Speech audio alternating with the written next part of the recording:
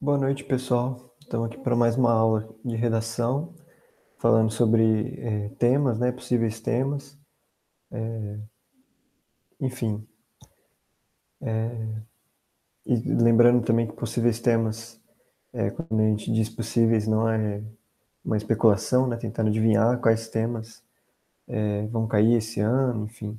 Mas são sempre temas aí que são importantes, de certa relevância, e que mesmo que não estejam relacionados ao tema da redação do Enem, podem cair aí nos cadernos de linguagens e humanas em redação, né? Em redação não, no Enem, desculpa.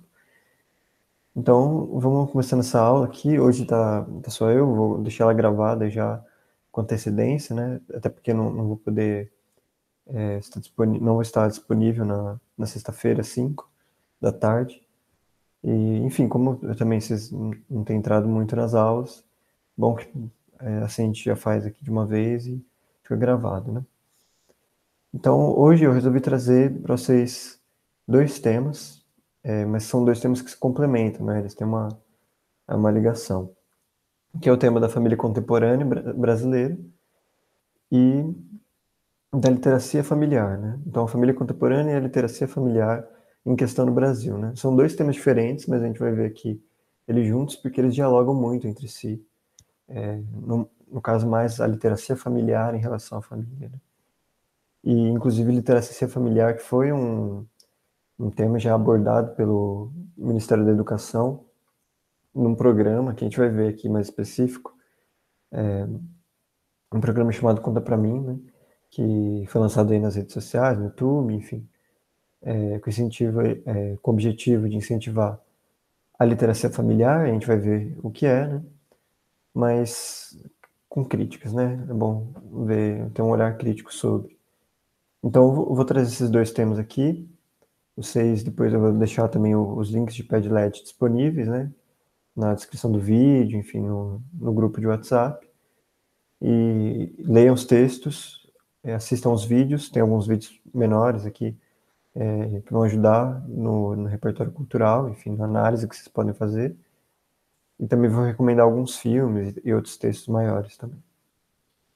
Então, vamos começando. Acho que hoje a aula vai ser um pouco mais curta também, até porque eu vou de uma vez aqui apresentando os temas. Então, vou ler um pouco dos textos com vocês, os textos motivadores, para falar um pouco sobre esse conceito de família, né, família contemporânea. Eu não vou abrir os vídeos aqui, né, como vai ficar no YouTube, para a gente não ter problema depois com direitos autorais. Eu vou só comentar um pouco por cima dos vídeos sem abrir eles, depois vocês abram direitinho aí no link do Padlet. Então, vamos lá. Então, primeiro de tudo, a gente saber qual é o conceito de família, né? Então, aqui, né, peguei do Mundo da Educação mesmo, uma definição mais simples, né? Dizendo que família é, para a sociologia, uma instituição social tão antiga quanto os primeiros registros pré-históricos da humanidade, que datam de antes de 10 mil anos antes de Cristo. A família, além de uma antiga instituição social, é um agrupamento de seres humanos que se unem pelo laço consanguíneo e pela afinidade. Ou seja, a família é composta por pessoas que têm o sangue em comum ou que se unem porque gostam uma das outras. Então, esse também é um conceito de família muito mais contemporâneo, né? A gente não está falando daqui da família do século XIX necessariamente. E por mais que eles falam, né, que é uma instituição social muito antiga, né? A primeira que a gente conhece. Aqui eles estão dando uma definição muito contemporânea, né? Essa coisa pessoas que gostam uma das outras já poder ser considerado família, né? E veja, né? Não é só, a gente não está falando aqui de Velozes e Furiosos, né? Aquela coisa, o cara se ajuda o outro e vira uma família, assim. Mas essa coisa da consideração, do afeto, né? Afeto que é essa junção de emoções e sentimentos, né? Que são coisas diferentes e que se junta ali numa coisa positiva, né? Geralmente positiva. Então, vou ler aqui o texto 1 com vocês. Acompanhar e registrar as mudanças da família brasileira tem sido um grande desafio para o IBGE. O censo de 2010 listou 19 laços de parentesco que se formaram, contra 11 em 2000. Os lares modernos somam 28,647 milhões, ou seja, 28.737 a mais do que a formação clássica. O estudo conclui que a família brasileira se multiplicou, deixando para trás o modelo convencional de casal com filhos. E aqui, fazendo um comentário, né? Quando eles falam de modelo clássico, convencional, de casal com filhos, eles estão falando de uma família nuclear, né? Pai, mãe, filhos, avós, tios. Esse que seria o modelo tradicional aqui, que eles estão falando. As combinações são as mais diversificadas possíveis e proporcionais ao desejo de encontrar felicidade em uma relação a dois. A partir desse conceito, encontramos os casados que residem em casas separadas e as crianças que moram em duas casas diferentes. As famílias homoafetivas, que já representam 60 mil e são oficializadas do ponto de vista legal, e sendo a mulher representante de 53,8% dos lares nesse arranjo familiar, as mulheres que vivem sozinhas representam cerca de 3,4 milhões em todo o país. Há ainda 3,5 milhões de homens na mesma situação, além de 10.197 milhões de famílias em que só há mãe e pai. E tem ainda aquelas pessoas que dividem o mesmo teto, mas não têm nenhum laço familiar e se unem por uma conveniência financeira, apenas para dividir o aluguel, são chamados convenientes e representam 400 mil lares. E aí, no caso, esses convenientes não necessariamente são família, né? A gente dividir a casa, né, com alguém não significa que é família, assim. Pode ter muitos conflitos, assim, que não permitem esse mesmo tipo de afeto, né? Então, também vale ressaltar aqui, né, eles comentam, né, de mães, que são mães e filhos, né, que seriam as mães solo. E é importante deixar isso aqui comentado, porque é muito relevante para a gente pensar a diferença entre mãe solo e o conceito mãe solteira, né, que seria mais antiquado, vamos dizer assim. Porque mãe solteira presume que para ser mãe também precisa ser casada, né? Usar o adjetivo solteira. Então, mãe solo é um termo mais correto nesse sentido, né? E também deixar aqui o debate, né, para vocês pensarem, quando vocês forem escrever a redação também, que filhos e filhas de mãe solo, isso a gente vai falar um pouco também em literacia familiar, né? Não necessariamente vão ter problemas relacionados à educação ou a desenvolvimento, enfim, sucesso na educação e no trabalho, né? Até a palavra sucesso é um pouco meio estranha de se comentar assim nesse contexto, mas há esse discurso conservador, enfim, meio reacionário, de que filhos de mães solteiras ou crianças que são criados pelos avós tendem a ter mais problemas, mais dificuldades na escola, enfim, dificuldades financeiras.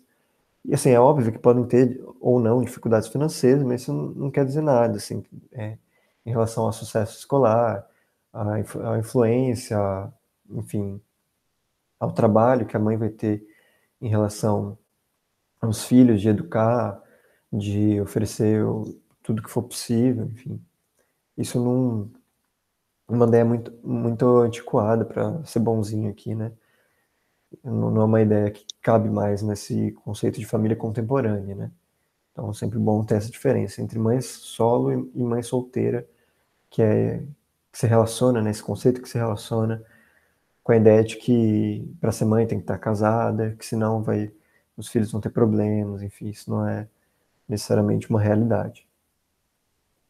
Também trouxe aqui uma imagem da Tarsila do Amaral, só para ilustrar, né? Aqui no texto 3, né? O desenvolvimento de instituições modernas do Estado e do mercado abarca, em parte, as antigas funções da família, restringindo a esfera de atuação desta às dimensões, da afetividade e da reprodução da vida, seus aspectos biológicos e culturais. Por essa razão, é importante refletir sobre como o Estado, por meio de seu papel regulador e promotor de políticas públicas, deve assumir responsabilidades perante os indivíduos, as famílias e o bem-estar coletivo. E acho que esse ponto é importante para a gente pensar já numa proposta de intervenção, de repente, né? A gente pensar quais os problemas relativos à família contemporânea brasileira, né? Então, aqui, pensando como que o Estado pode agir, por exemplo, na questão de pais ausentes, de crianças abandonadas, enfim, de adoção de crianças. Então, questões aí que a gente pode pensar na relação com o Estado também, né, e o governo. Texto 4. Lidar com as famílias hoje é lidar com a diversidade.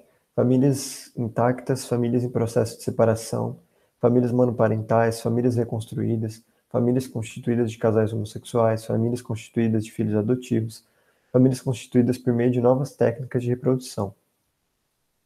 A família intacta, tal qual nos acostumamos a pensar como sendo o modelo de família, é hoje em dia uma das várias formas de se viver a família. A multiplicidade de ser família hoje cria um hiato na geração que aprendeu a ser o ser família, de acordo com determinadas características e sua concretização na prática. Talvez só a geração dos filhos saiba desenvolver a maneira de dominar tal realidade. Então aqui já pensando nessa questão de conflito de gerações, né? A geração que acredita que a família nuclear, né? Essa família com pai, mãe, filhos, avós, pais heterossexuais, enfim, né? Que é esse modelo tradicional de família, né? Sempre foi o mais consolidado, desde, pelo menos, né? Desde, vamos pensar aqui, da era moderna, né? Pós ali o que a gente chama erroneamente de renascimento. Então, mais ou menos, aí conforme a gente vai tendo esse desenvolvimento da burguesia, né? E aí por isso que eu trouxe aqui também um texto do Marx sobre, conforme se tem esse advento, né, da burguesia, lá no fim da Idade Média, a gente começa a ter esse ideal de família nuclear, né? Que seria uma família intacta a partir de ter pai, mãe, filhos, tios, primos, enfim, essas relações mais tradicionais, vamos dizer assim. Tradições criadas pela burguesia, né? Então é importante também a gente lembrar que na Idade Média, né, nesses tempos medievais, as crianças não eram vistas como crianças, né? Como a gente enxerga hoje as crianças. Então eram pequenos adultos, vamos dizer assim, né? Então a partir do momento que uma criança ali de uma família de, de vassalos, né, de plebeus, enfim, camponeses ou trabalhadores de modo geral, a partir do momento que essas crianças já atingem uma idade de 4, 5 anos para frente, elas eram postas para trabalhar no campo, ou nas oficinas, enfim. Eram postas para trabalhar e ajudar enfim, com os trabalhos ali da agricultura para ajudar também ali nas relações do feudalismo, né? Então, quando a gente começa a ter a burguesia, né, essa ascensão de uma nova classe social, a burguesia começa a surgir ali, né, dessa ruptura de alguns, vamos dizer assim, camponeses, que se tornavam então mercadores, né, e que iam desenvolvendo cidades, né, os burgos, e deixando de lado o sistema feudal, né, que era o de vassalo, suzerano, né, tinha o seu feudal, que era a nobreza, tinha o clero, tinha os plebeus, né, que eram os vassalos, e enfim, trabalhavam ali na agricultura. E a burguesia é diferente disso, né? Ela se desenvolve economicamente por meio das relações de mercado, né? De comércio, enfim. E aí que a gente começa a ter já mais ou menos. É claro que eu também estou especulando algumas coisas que eu não estudei tão a fundo, assim, sociologicamente falando também, esse surgimento da família, né? Como a gente viu aqui no texto, eles falam que família é uma instituição social das mais antigas, né? Mas aqui também vai um pouco naquele ideal de Croods, né? Aquele desenho que é uma família da Idade da Pedra, enfim, coisa meio era do gelo. Mas não necessariamente naquele momento se tinha família do mesmo modo que a gente conhece família hoje, né? Enfim, as relações eram outras. A gente não tem nem muito registro daquele tempo para dizer como eram as relações familiares, né? Se o homem permanecia sempre com a mesma mulher, enfim, como era a criação das crianças, era outro tipo de sociedade. E tendo isso em vista, né, eu trago então o texto do Marx, um trecho do Manifesto Comunista, em que o Marx e o Engels vão rebater algumas críticas que a burguesia faz aos comunistas, né? E por que eu trouxe esse trecho? Porque é o momento que ele vai falar sobre essa ideia de família burguesa, né? Que é de onde vem essa ideia nossa de família tradicional, né? Quando a gente vê os governantes falando, a família tradicional brasileira é uma família tradicional que seria, então, baseada nesse conceito da família burguesa, né? do pai provedor, né? Uma família patriarcal, em que o pai é ali o grande provedor, e tem a esposa que tem que cuidar da casa, dos filhos, e tem auxílio dos avós, né? Mas essa coisa do auxílio dos avós também vai se tornando uma coisa mais moderna, vamos dizer assim. Enfim, e aí depois os filhos crescem, ou tem que ir para a faculdade, ou tem que trabalhar, enfim. Esses ideais, né, que a gente está falando. E o Marx e o Engels vão rebater algumas críticas que a burguesia faz aos comunistas, né? Isso no Manifesto Comunista, no segundo capítulo, segunda parte, que eles vão explicar aqui, enfim, o que é burguesia, o que é proletariado, e rebater essas críticas. E dentre as críticas que eles rebatem, né, tem a crítica que a burguesia fazia aos comunistas naquele tempo, né, ainda faz hoje em dia. Mas aqui pensando no contexto do Marx do século XIX, né, 1848, que ele publica o manifesto, que é a ideia de que vão abolir a família, os comunistas vão acabar com a família, né? E o que o Marx e o Engels vão dizer, né? Abolição da família. Até os mais radicais exaltam-se com essa infame intenção dos comunistas. Em que se baseia a família atual burguesa? No capital, no lucro privado. Na sua plenitude, ela existe apenas para a burguesia, mas encontra seu complemento na ausência forçada de família entre os proletários e na prostituição. A família dos burgueses desaparece naturalmente com o desaparecimento desse seu complemento, e ambos desaparecem com a abolição do capital. Vocês nos acusam de desejar abolir a exploração de crianças pelo país? Nós confessamos esse crime. Vocês afirmam, porém, que queremos abolir os vínculos mais íntimos, na medida em que propomos substituir a educação doméstica pela social. Mas a sua educação também não é determinada pela sociedade? Por acaso vocês não educam através das relações sociais, através da ingerência direta ou indireta da sociedade, com a ajuda das escolas, etc.? Os comunistas não inventaram a interferência da sociedade na educação. Eles apenas modificam seu caráter e tiram a educação da influência da classe dominante. Então, por que eu trouxe esse texto? Né? Porque é importante pensar aqui, quando ele fala, né? Vocês afirmam, porém, que queremos abolir os vínculos mais íntimos na medida em que propomos substituir a educação doméstica pela social. Então, essa ideia, né, de que em casa, claro que em casa tem que haver uma educação de família, né? Pensando na nossa sociedade contemporânea, né?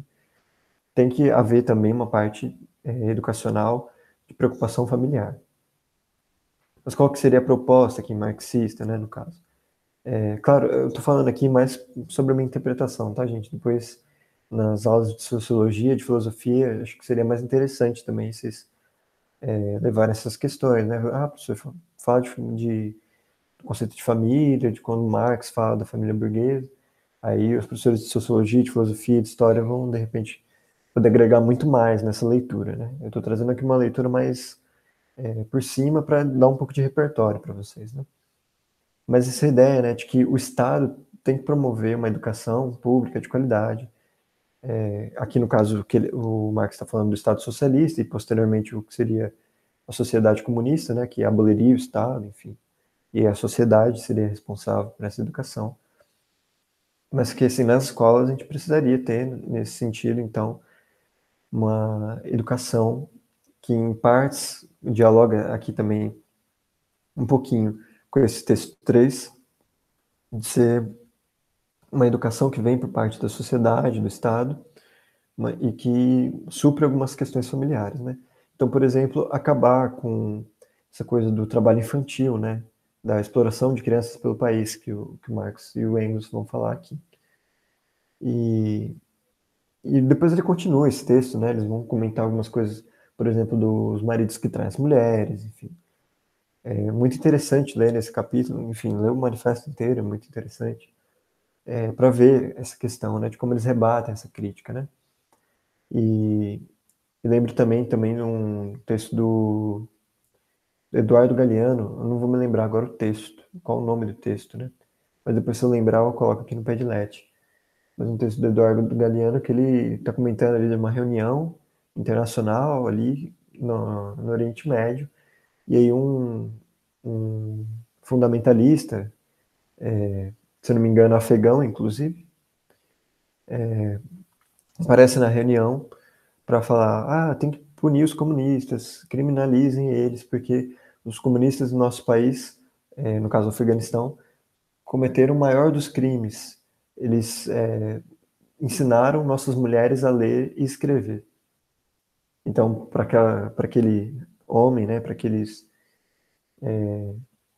aquele tipo de pensamento, como os fundamentalistas, né, no caso, islâmicos fundamentalistas, xiitas, enfim, especificamente, de que o pior crime do comunismo foi ensinar as mulheres a lerem e escrever, né? Então, uma questão aí para a gente pensar, né, e debater sempre que possível. E se eu lembrar, eu coloco esse texto do Eduardo Galeano, que é muito interessante. Enfim, só algumas considerações, né, para a gente pensar. Aí eu também coloquei um vídeo do Porta dos Fundos, vale muito a pena assistirem depois, que vai um pouco mostrar essa ideia, assim. Era para ser um vídeo engraçado, mas acaba não sendo engraçado, né? Que é um pouco pesado, na verdade. Que essa coisa do pai, né, que defende a família e tal, não, a família é tradicional, não sei o quê, mas é o cara que abusa, que violenta, enfim, puxa uma arma no meio do café, enfim. Coisa da família Margarina, que só é família Margarina no comercial mesmo, né? Que na hora ali das relações mesmo é outra coisa, né?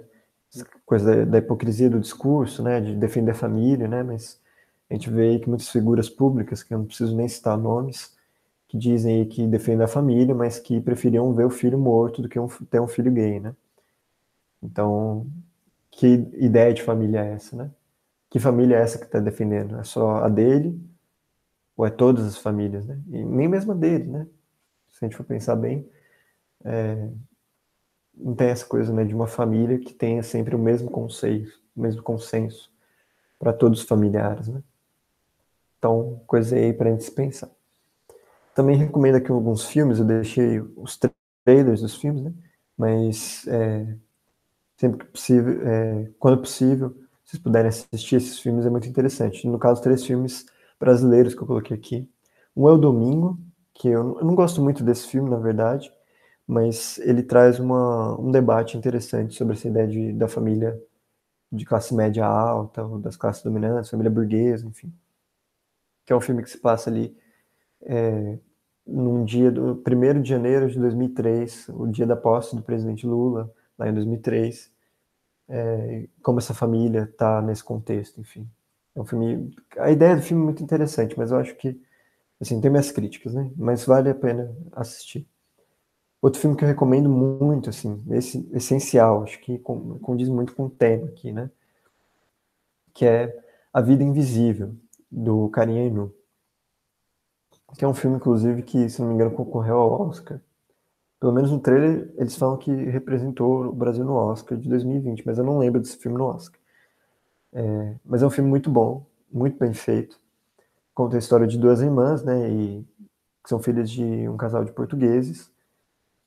E uma das irmãs vai embora, assim, para a Grécia com um marinheiro grego, engravida, volta grávida, né? Abandonada pelo cara, não se casa e tudo mais. E é expulsa pelo pai, né? De casa. Porque ela engravidou, enfim, tinha ido embora com o cara sem avisado, da noite pro dia. E ela é expulsa de casa, proibida de voltar para a família, enfim, cortam todas as relações. Ao mesmo tempo, a irmã mais nova se casa, é obrigada a se casar, né, com o cara, que é interpretado pelo Gregório do Vivier, inclusive. E ela vai viver essa vida aí de família tradicional, né, de ser esposa que engravida e que tem filhos e que não consegue realizar os sonhos porque engravida e engravida porque é abusada, enfim, porque fala um pouco também dessa coisa do abuso dentro do casamento, né, da violência sexual dentro do casamento, enfim. Inclusive outro tema aí para se pensar em relação à família contemporânea, né, o feminicídio, os abusos que existem dentro da família, né. E esse filme trata essas questões assim de uma forma muito excelente, né, um filme muito bonito, inclusive. Tem participação da Fernanda Montenegro também. E um outro terceiro filme assim que eu recomendo, que não fala tanto sobre a ideia de família, mas traz algumas coisas, né, relativas à família, essa coisa da família tradicional, a família que herda, né? É o filme Eu Sou ao Redor, do Kleber Mendonça Filho, mesmo diretor do Bacurau. E é um filme assim, muito interessante que ele se passa ali num bairro Setúbal de Recife, né? E trata meio que para fazer uma analogia ali de como se esse bairro fosse um engenho de cana-de-açúcar contemporâneo, né? Então vai falar assim de uma família que herda das famílias dos senhores de escravo, né? Dos donos de engenho de cana em Pernambuco e que agora estão tendo que lidar com essa coisa, né? De especulação imobiliária, de ser dono de uma rua urbana contemporânea, né? E aí mostram vários moradores aí desse bairro interagindo e, enfim, e tem toda uma história lá também de busca por uma vingança ali e justiça social, né? É um filme muito interessante. Se puderem, assistam o filme. E agora o segundo tema, né? Eu vou falar aqui mais rapidamente, para a gente ir terminando, que é a literacia familiar em questão no Brasil. Um tema que, inclusive, o MEC já estava falando muito sobre essa questão da literacia familiar em 2019. Pensou muito, né? Muita gente falou, um provável tema aí para as próximas redações, né? Ou seja, para do ano passado, para desse ano, enfim. Então é um tema mais provável. Ou nem tanto, né? A gente não sabe dizer muito bem. Mas literacia familiar é isso que eles vão trazer aqui, né? O conjunto de práticas e experiências relacionadas com a linguagem oral, a leitura e a escritura que as crianças vivenciam com seus pais ou responsáveis. As práticas estimulam desde cedo as habilidades como falar, ouvir, ler e escrever, o que faz as crianças chegarem mais preparadas aos anos iniciais do ensino fundamental, além de fortalecer o vínculo familiar. Então, essa ideia, né, de já começar um letramento, né, uma coisa de alfabetização, de incentivo à leitura, incentivo ali para um desenvolvimento da linguagem, desde cedo com a família, né, já com a família antes mesmo de chegar na escola. Então, eu trouxe aqui uns filmes não, né, uns textos, né, acho que não precisa ler todos não, mas só lendo alguns trechos específicos, né. Então, literacia familiar não significa ensinar crianças a ler em casa. O Conta para Mim, programa do MEC, que integra a Política Nacional de Alfabetização, propõe maior engajamento dos pais responsáveis no incentivo à leitura de bebês e crianças. Assim, uma das principais referências teóricas do MEC para defender a chamada literacia familiar é Catherine Snow, professora da Escola de Graduação e Educação de Harvard, né, nos Estados Unidos. Catherine entende que a própria expressão literacia familiar, no inglês literacy at home, é ambígua. Isso porque a prática não necessariamente envolve o uso de livros ou de referências de língua escrita. Portanto, sob essa perspectiva, mesmo pais responsáveis com baixa escolaridade ou mesmo analfabetos conseguem contribuir com a formação das crianças. Desse modo, a ideia, diz a pesquisadora, não é que a família assuma a responsabilidade pela alfabetização. Então, diante desse cenário, portanto, Catherine sugere diversas atividades que não levem os responsáveis a se tornarem professores de leitura. Enfim, ela vai falar ainda que famílias muito pobres podem fazer muito para promover a curiosidade de suas crianças, suas habilidades linguísticas e atitudes positivas relacionadas ao aprendizado. Aqui a gente já se questiona, né? Como que essas famílias muito pobres podem promover essa curiosidade, né? E o que seriam atitudes positivas também relacionadas ao aprendizado, né? Isso é um pouco relativo dessa maneira, né? E aqui também um segundo texto, né, sobre a BNCC, vai falando sobre essa coisa da leitura na BNCC. Vale a pena depois vocês pesquisarem sobre o que é a BNCC, né, que é um documento aí proposto para ser uma base nacional comum curricular para todas as escolas do Brasil, né? Enfim, é uma outra discussão, na verdade, um pouco mais profunda, depois a gente pode falar mais sobre isso. Mas aqui ele vai trazer o que a BNCC fala sobre leitura na educação infantil. Eu vou pular um pouco esse texto, né, para a gente ir para outra questão do assunto. Então, em manifesto, educadores questionam o programa Conta para Mim, esse programa do MEC, né? No fim de 2019, o Ministério da Educação lançou a campanha Conta para Mim, cujo objetivo é incentivar o hábito de leitura entre pais e filhos. Um grupo de educadores, no entanto, acredita que o modelo representa um retrocesso nas políticas públicas do livro e da leitura no país. Juntos, e eles são mais de 3 mil, lançam um manifesto.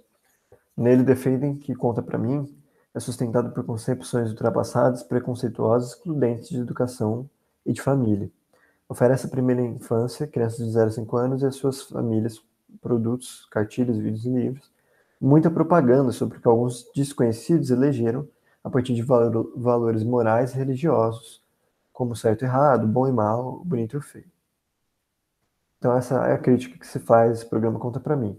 E eu deixei aqui uns vídeos do Conta Pra Mim, e principalmente esse segundo aqui, o vídeo 3, né, Conta Pra Mim, Literacia Familiar 03, que é a parábola dos meninos, né? Essa parábola dos meninos que o rapaz traz aqui nesse vídeo, eu não, infelizmente não tenho muito como abrir o vídeo aqui, mas vocês assistam e reparem, né? Que ele vai falar, né? Um menino que cresce numa família em que os pais só dão bronca, só levam, quando sai de casa, só levam ao mercado, não levam ao teatro, ao cinema, ao zoológico, né? Como se o zoológico fosse uma grande, enfim, um grande educador. Não necessariamente, né? Depende. E ele vai falando que tem esse menino pobre, na mesma rua tem um menino que o menino, enfim, os pais desse outro menino se preocupam com ele, e nesse sentido da literacia, ensinam, incentivam a leitura, enfim, levam ao teatro, ao cinema, patati, patatá.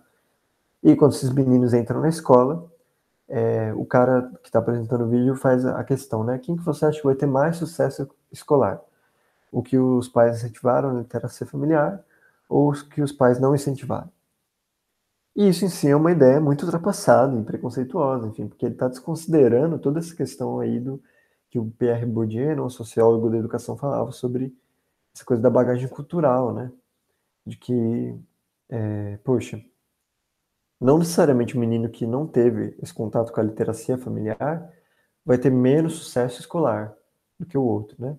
Como se o outro que teve acesso à literacia familiar também não pudesse ter uma espécie de fracasso, vamos dizer assim, nesse sentido.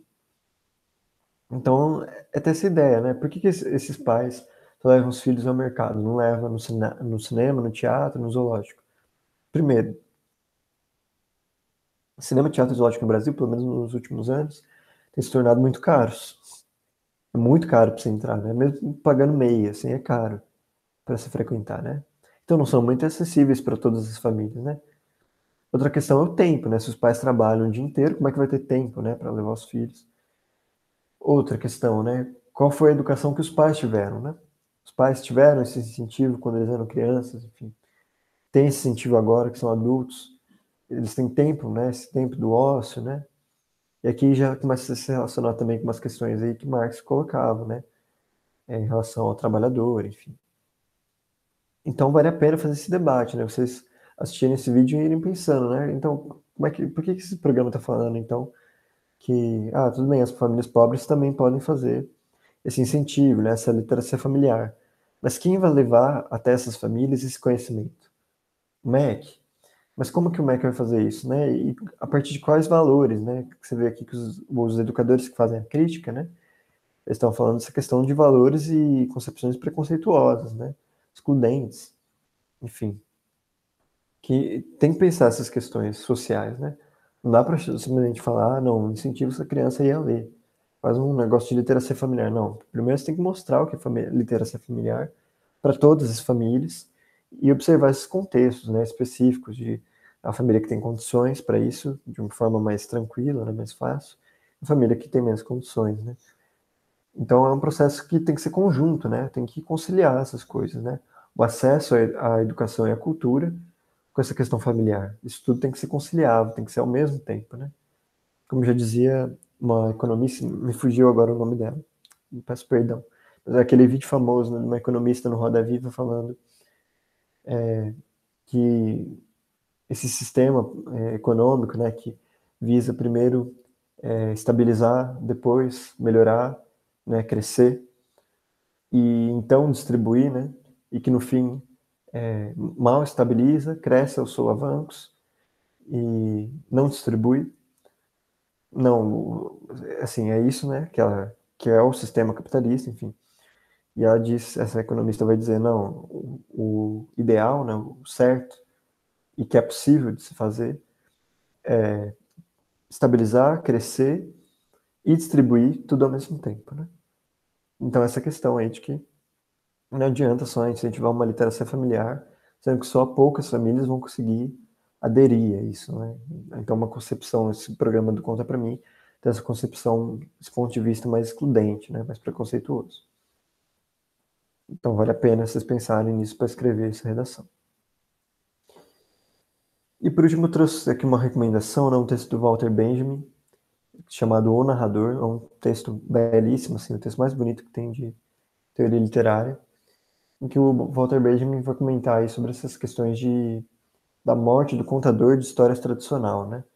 Então, esse contador que muitas vezes a gente tem na nossa família, né?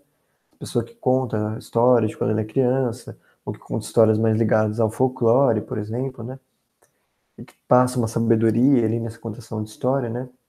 Contador oral, que vem morrendo, assim, da era das grandes guerras, né? E Walter Benjamin vai trazer aí nesse texto, né? Esse texto narrador, os motivos porque esse contador de história tem morrido, tem desaparecido, enfim, em partes por questões midiáticas, né, da mídia, que traz sempre a novidade, as coisas do momento. Tem a questão das guerras, né, das grandes guerras, que a partir do momento que a pessoa vai para a guerra e ela volta sem poder contar o que ela viu e vivenciou na guerra, né, porque essa coisa da experiência conta muito na hora que o contador de histórias vai contar suas histórias, né, porque tem que passar ali uma experiência, uma sabedoria, né? Tem esse motivo, essa coisa utilitária da contação de histórias. Então, quando a gente tem, assim, por exemplo, um avô ou um tio-avô que conta histórias ali mais folclóricas, ou de coisas que ele viveu quando mais velho, e que ele conta e que passa uma sabedoria, assim, né? Isso geralmente a gente tem na nossa família, pelo menos uma ou duas figuras, assim. Nem sempre, né? E o Benjamin vai falar que, em partes, né, esses contadores também começam a sumir a partir do momento que as pessoas começam a ir para a guerra e elas voltam tão traumatizadas com essas guerras, né, essas guerras a partir da Primeira Guerra Mundial que já tem armas químicas, enfim, bombas atômicas. Essas pessoas vivem tantos traumas, né? Uma coisa que é diferente, que elas não conseguem contar a experiência delas. Isso junta com questões da mídia, com a ascensão do romance, né, como gênero textual, que traz as histórias narradas pelo meio escrito, que é muito individual, muito específico, né? Enfim, tantas outras questões que vão dando fim a essa tradição oral da narrativa, né? Então é um texto muito interessante que vale muito a pena vocês lerem para ter como repertório cultural em relação a esse tema, né? Enfim, gente, eu fiz essa aula de hoje mais para a gente debater essas questões, né, de modo geral, e enfim, para vocês terem aí bem nítido esse debate, né? Então, eu vou deixar também o link do Padlet, desses dois Padlets, junto com o vídeo. E depois vocês leiam os textos com mais calma, assistam os vídeos com calma também, vejam os filmes se possível, escrevam as redações. Se quiserem mandar para mim, para eu fazer alguma correção, aproveitar que as 2 próximas semanas eu vou estar de férias da universidade, vocês podem mandar também os textos, as redações que vocês escreveram. Não necessariamente sobre esse tema, pode mandar as que vocês quiserem. Eu corrijo, faço algumas. Eu não prometo dar nota, porque eu acho que eu não estou nesse lugar aí de dar 0 a 1000 para vocês, mas eu corrijo, faço observações do que pode melhorar e para vocês irem melhorando aí a redação de vocês. Então, sinta-se à vontade, o meu número está lá no grupo, se vocês precisarem do meu e-mail, podem pedir também. Geralmente meu e-mail aparece aqui nos Padlets, mas podem mandar e-mail também, podem enviar as redações que eu corrijo. E é isso, gente. Eu não sei nem, na verdade, quanto tempo que deu essa aula, que eu não contei aqui o tempo, mas se ficou muito comprido, peço desculpas, aí vocês vão vendo, assistindo de boa. Beleza? Então é isso, gente. Então, até daqui a 2 semanas. E me deem feedbacks, se possível, se esse formato de aula está sendo proveitoso, está dando para entender, se estão conseguindo acessar os Padlets, estão conseguindo escrever sobre os sistemas. Me deem os feedbacks se possível, né, pelo grupo ou por e-mail, ou por mensagem no privado no WhatsApp, fiquem à vontade. E é isso, gente. Tenham uma boa semana, se cuidem, se vacinem, assim que possível. Não esqueçam de tomar a segunda dose para quem tomou a primeira, enfim. É isso. Até mais, gente. Vou parar a gravação aqui agora que eu não sei como é que para.